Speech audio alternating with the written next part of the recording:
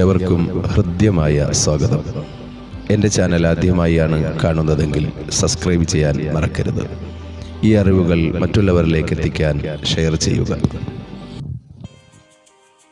ചിലതിനെ വിട്ടുകളയുക തന്നെ വേണം. ജീവിതയാത്രയിൽ അധികവും വിട്ടുകളയാനുള്ളതാണ്. നമ്മൾ നമ്മുടെ ശൈശവത്തെ വിട്ടുകളഞ്ഞാണ് ബാല്യത്തിൽ എത്തുന്നത്. പിന്നെ യൗവനം, അത് വിട്ടുകളഞ്ഞുകൊണ്ടാണ് വാർദ്ധക്യത്തിലേക്ക് എത്തുക. ഇതെല്ലാം നമ്മൾ അറിഞ്ഞുകൊണ്ടും അറിയാതെയും നടക്കുന്ന പ്രക്രിയകളാണ്. ഇതിനിടയിൽ ഒരുപാട് ശാരീരിക മാനസിക വളർച്ചകളും അനുഭവങ്ങളും നമ്മളിൽ കടന്നു പോകാറുണ്ട്.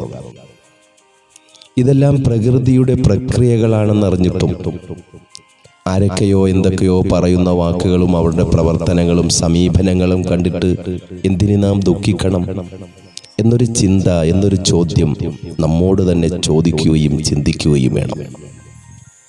നമ്മൾ നമ്മുടെ ജീവിതത്തെ പാകപ്പെടുത്തുന്നതിന് വേണ്ടി നമ്മൾ നമ്മുടെ സ്വപ്നങ്ങൾക്ക് പിറകെ പോകുമ്പോൾ ആരൊക്കെയോ പറയുന്ന വാക്കുകളുടെ അർത്ഥവും നാനാർത്ഥവും പരിശോധിച്ച് അവരുടെ ജൽപ്പനങ്ങൾക്ക് വശംബദ്ധരായി താനായി വളർത്തി വലുതാക്കിയ ആഗ്രഹങ്ങളെയും അഭിലാഷങ്ങളെയും മാറ്റിവെച്ചുകൊണ്ടുള്ള ജീവിതമുണ്ടല്ലോ, അത് മരണതുല്യമാണ്.